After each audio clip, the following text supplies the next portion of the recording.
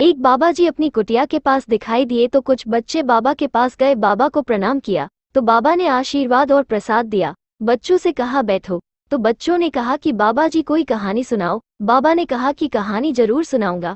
बच्चों, मैं आप सभी को भगवान भोलेनाथ के शुभ विवाह की कहानी सुनाता हूँ, तो सुनो बच्चों। बोलो श्री रामचंद्र की जय, बोलो भोलेनाथ की जय, राम भक्त हनुमान की जय। बच्चों ने भी बड़े जोरों से जयकारा लगाया, जय श्री राम।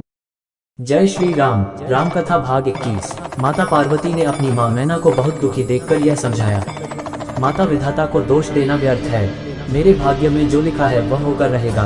यदि मेरे भाग्य में मेरा दूल्हा बावला है, पागल है, तो मुझे स्वीकार है। तुम दुखी मत हो।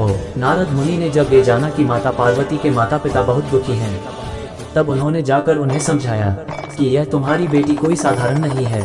ये जगत जननी माँ जगदम्बा है, भगवान शिव की अर्धांगिनी है। हर जन्म में यह उन्हीं के साथ रहती है। इसके पूर्व जन्म में वह सती रूप में थी, तब इन्होंने अपनी देह का त्याग किया था और अब पार्वती के रूप में आई है। भगवान शिव के सिवा और इनका कोई पति किसी भी जन्म में नहीं रहा है। प्रत्येक जन्म में ये शिव जी की अर्धांगिनी रही है। नारद जी की बातें सुनकर हिमाचल राजा और मैना बहुत प्रसन्न हुए। नारद जी के चरणों की वंदना की। सारे नगर में हर्षोल्लास छा गया, नगाड़े बजने लगे, विवाह की तैयारियां होने लगी। हिमाचल राजा ने जनवासे में अपने विशेष मेहमानों को बारातियों के स्वागत के लिए भेजा।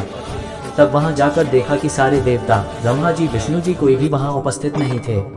मालूम किया गया तो यह समाचार मिला कि सब देवता आपस में बैठकर आपातकालीन मीटिंग कर रहे हैं।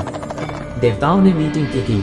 भगवान शिव को देखकर अभी दुल्हन की माता ने आरती का थाल कलश सब कुछ फेंक कर डरकर भाग गई। यदि दुल्हन जब अपने वर को देखेगी और उसने विवाह से इनकार कर दिया तो फिर हमें चाय नाश्ते का कौन पूछेगा।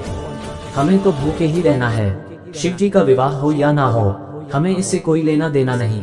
इसलिए पहले भोजन की व्यवस्था हो जाए, ऐसा हम आग्रह करेंगे। भोजन के पश्चात जो होगा सो देखा जाएगा।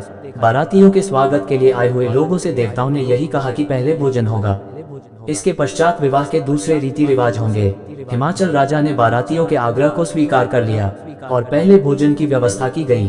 पौराणिक ग्रंथों के अनुसार हमने पढ़ा है, सुना है कि राम जी के विवाह में सबसे पहले पानी ग्रहण संस्कार हुआ, विवाह संपन्न हुआ। इसके पश्चात भोजन कराया गया, किंतु शिव जी के विवाह में सबसे पहले भोजन कराया गया।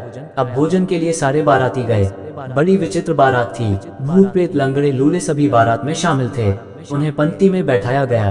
दोने पत्तल परोसे गए। सेवादार रसोई लेकर आए। तब तक इन बारातियों ने दोने पत्तल को ही भोजन समझकर खा लिया। फिर से पत्तलें लगाई गई। परोसने वाले ये समझ नहीं रहे हैं कि कितनी पत्तलें लगाएं, क्योंकि बारातियों में किसी का तो मुंह नहीं है और किसी के बहुत से मुख है। अब वह विचार करने लगे कि क्या किया जाए। बहुत से मुंह वाले के सामने कितनी पत्तलें रखें और जिनके मुख नहीं है उनके किस तरह पत्तलें रखें, आगे या पीछे। व्यवस्था देखने वाले लोग कहने लगे, खड़े क्या हो, आगे बढ़ो।